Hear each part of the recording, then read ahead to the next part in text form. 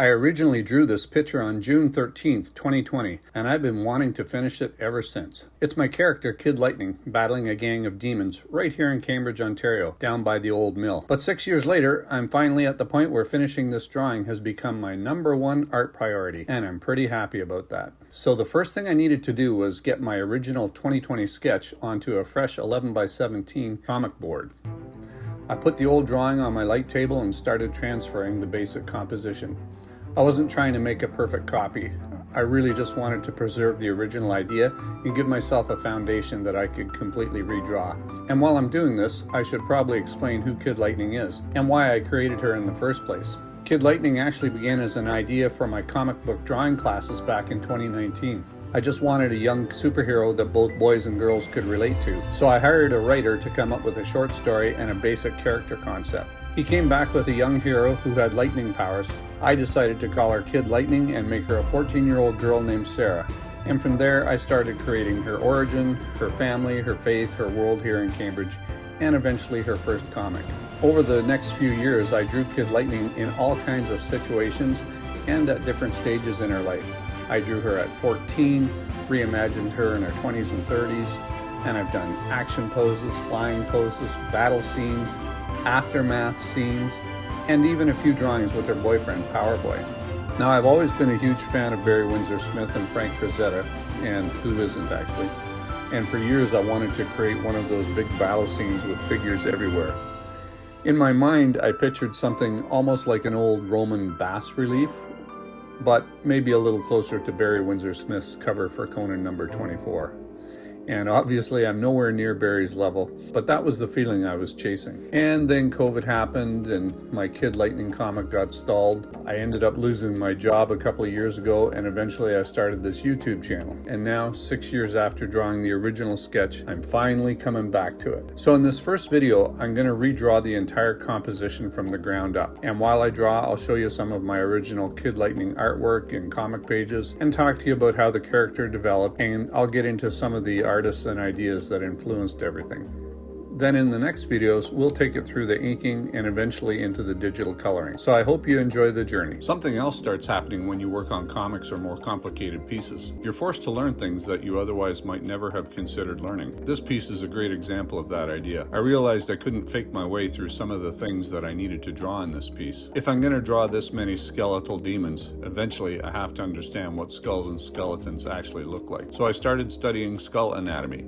And not because I woke up one morning and thought, boy, I'd really like to spend today studying skulls. I just needed to know because I needed it for this drawing. And that distinction has become pretty important to me, because suddenly I'm not studying anatomy just for the sake of studying anatomy. I've got an actual problem sitting right in front of me that I need to solve. And exactly the same thing happened with the wings. Once I decided I was putting those large wings in the foreground, I couldn't just draw 50 random feathers and hope they look convincing. I had to start looking at how bird wings are actually constructed, how the feathers group together, which direction they travel, and how they overlap.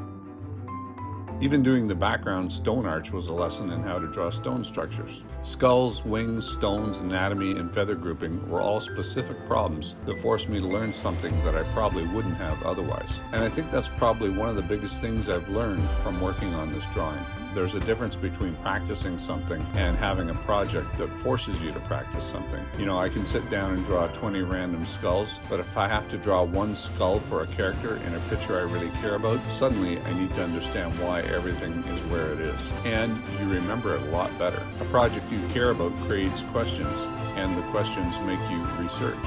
And the research helps you to understand what you're drawing. And because I'm actually using that information for something I care about, more of it seems to stick long term. So I've started thinking about practicing a little differently. Don't just practice, build projects that force you to practice. So I think that's a pretty important lesson for everyone.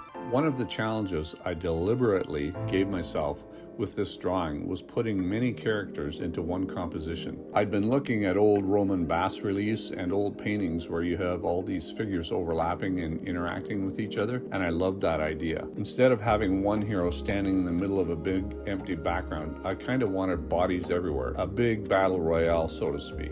Figures overlapping other figures, arms and legs crossed throughout the composition. I didn't actually get that far, but you know, I got kind of close. And I wanted your eye to be able to travel through all all of it and keep discovering things. It's actually much harder than I realized when I started, because every time you move one figure, it affects 3 other figures around it. And that's also what made the drawing interesting to work on.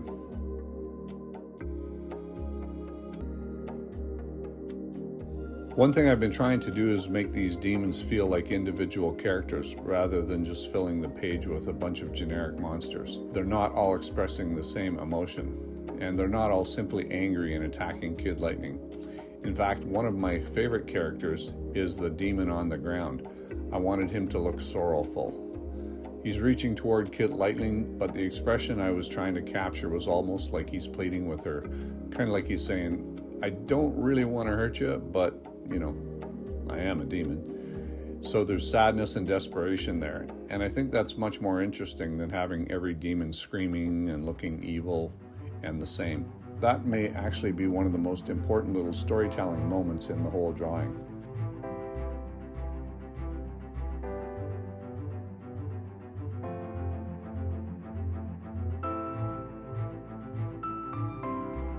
And that's something else I want these videos to show. I'm not presenting this drawing as somebody who already knows how to solve every problem in it. Quite the opposite. I'm figuring things out as I go. There's anatomy problems to solve, there's composition problems, I'm learning more about inking, I'm learning more about lighting, and later I'm going to have to figure out how to color this thing without destroying everything I've spent all this time working on. But that's part of why I wanted to document the whole process. You're not just going to see the finished picture, you're going to see me figure out how to get there.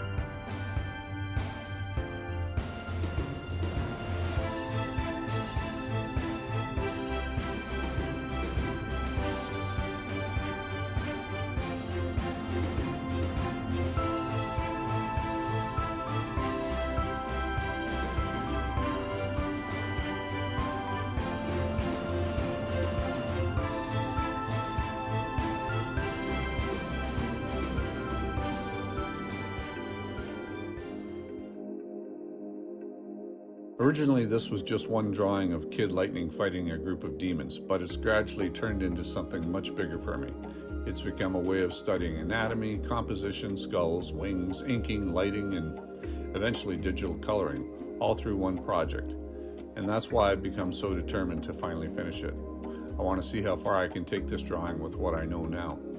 And then 6 months or a year from now, I'll probably look at it and find another dozen things I'd do differently.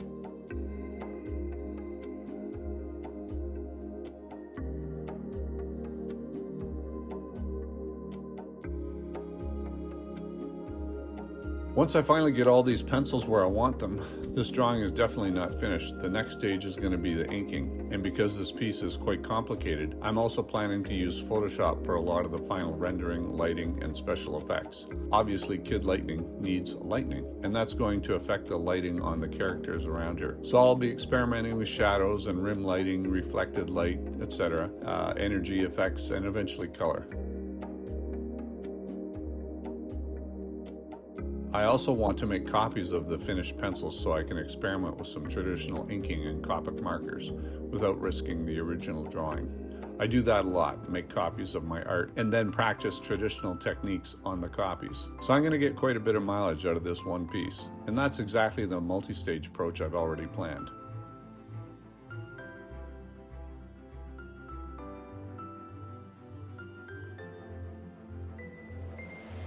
After I came up with Kid Lightning, I started developing her story and eventually began working on the first comic.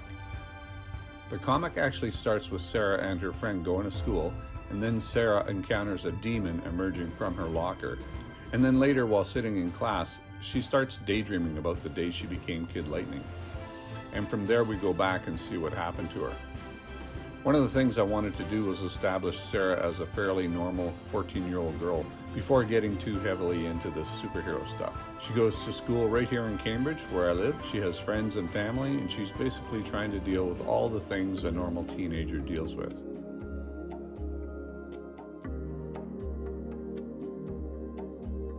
Except, of course, her life is about to become anything but normal. And I've still got a lot of these original pages, so I'll show you some of them while I'm working on this drawing. One thing I didn't want to do was have Sarah suddenly get her powers and immediately know exactly what she could do, because I don't think that's how somebody would actually react. So when she first starts discovering her abilities, she's surprised and confused by them. Electrical things start behaving strangely around her. She discovers that she can generate electricity, and gradually she starts experimenting and figuring out what she's capable of, including flying, which her discovery of flying is actually a funny situation. And I always liked the idea that her powers would continue developing over time. So Sarah herself doesn't necessarily know everything Kid Lightning is capable of. She kind of figures it out along the way. And neither have I figured out all the powers she will have, which actually makes her a lot more fun for me to write and draw. Something else I decided fairly early on was that I wanted Kid Lightning to live in a real place. And since I live in Cambridge, Ontario, that's where Sarah lives too. It's easier for me to write the story that way. So places around Cambridge started becoming locations in the Kid Lightning universe. And that's exactly how we ended up with this drawing. The archway behind Kid Lightning and the demons was a real structure down by the old mill here in Cambridge, down by the river. Unfortunately, it's gone now because it's been torn down since I did the actual drawing. But I like having these real locations in the story because even though we're dealing with superheroes and angels and demons and all kinds of supernatural things, there's still something underneath it that's real.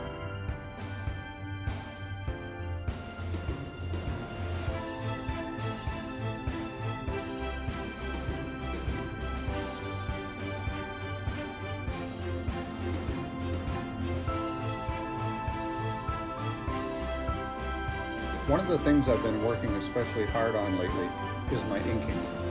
I've been going back through some of my older drawings and re-inking them, trying different techniques and studying artists whose work I like.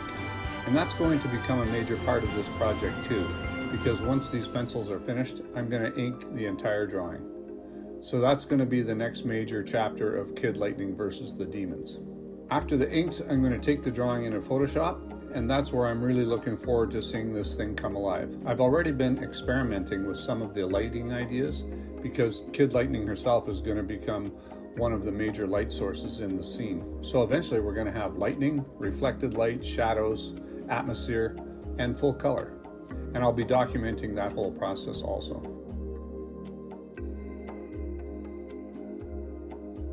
Faces are actually something I've been spending a lot of time studying lately.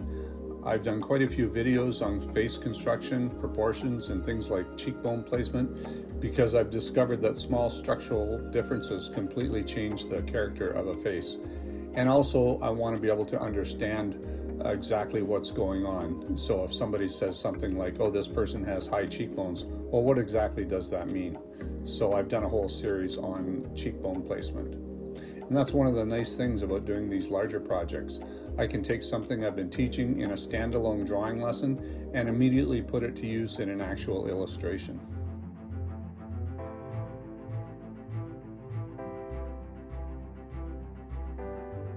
When I started this channel, most of my videos were individual drawing lessons, and I'm definitely going to keep making those. But lately I've become more interested in taking everything I'm learning and applying it to bigger projects like this one. So you'll see tutorials on faces, anatomy, hands and inking, and even coloring, and some digital coloring too. But you'll also get to see where all that knowledge eventually goes, into finished drawings, characters, and hopefully more Kid Lightning comics. And even though I may have gone a little Yngwie Malmsteen with this Kid Lightning drawing, these are the things I want to work on. So one thing I do to lay out my drawing is to create stick figure frames, and they are usually pretty basic. I just do them with a pencil to place and pose my characters in a drawing. Until I have the characters' pose and placement, there isn't much sense in doing any details. I don't have any footage of the original drawing from 2020, as I hadn't started my YouTube channel yet, and I wasn't recording any of my drawings back then. So this is the best I can show you as to how I posed the Kid Lightning character. And I can't stress enough the importance of having good reference as you're drawing. I like to have my reference right beside me before I even start, so when I get to a certain section of the drawing, I don't have to go looking for a reference and break up my drawing momentum. So you can see here I'm working on the details for the archway there, and I like to have a couple of different references just so I can get different ideas on textures and how to distress an object and make different textures on it. So it was great as I was doing this arch to have a couple of nice reference photos. I'm not sure how that little mark happened, but anyway, I tried scraping it off, but that didn't work, so I had to go to the ultimate solution, whiteout. So I was able to just brush some on, and then when it dried, redraw the feathers.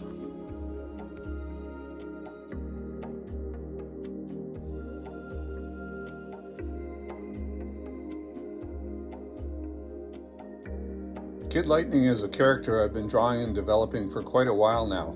And over the years, I've drawn her in all kinds of different ways. Different poses, different costumes, different ages, and different styles. I try to imagine myself as a different artist drawing her each time. It gives me the freedom to experiment, be creative, and just try new things. But when I'm actually drawing the comic, I try to keep her to one consistent style. Generally tall, slim, and athletic, and around age 14 or 15. And one little problem I've decided that Kid Lightning will have is that when she uses her power to a high degree, to a high level, her hair will go all frizzy and brittle. So the more she cooks up her electrical powers, the more she causes damage to her hair. And so I think that'll be a funny little ongoing challenge she'll have in her personal life.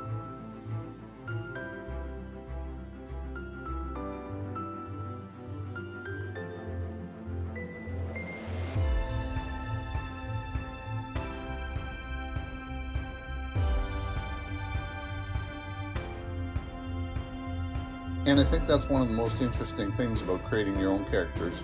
You don't necessarily design them once and then you're finished. They grow and change as your own artwork and style changes. And because she's my character, I can keep experimenting with her as long as I want. I can change the costume, style, make her younger or older, or just try something completely different. There's really no rules until I decide there are.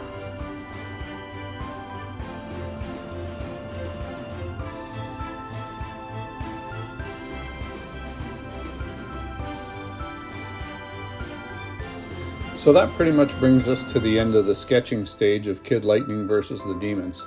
This drawing definitely turned into a much bigger project than I originally expected, but that's also what made it so much fun to work on. I got to work on the composition, some anatomy, poses, expressions, character design, and even dig through some of my old Kid Lightning drawings along the way. But of course, the illustration isn't finished yet. The next step is going to be inking this whole thing, and I've recorded that process as well. And with a drawing this complicated, there's a lot to figure out when it comes to the inks, where to put the heavy blacks and how much detail to keep and how to make all of these characters read clearly without everything turning into one big mess. So that's going to be the next Kid Lightning versus the Demons video, the inking. And if you've enjoyed following the project so far, you can subscribe if you'd like to see how the inks turn out. And until then, thanks for watching.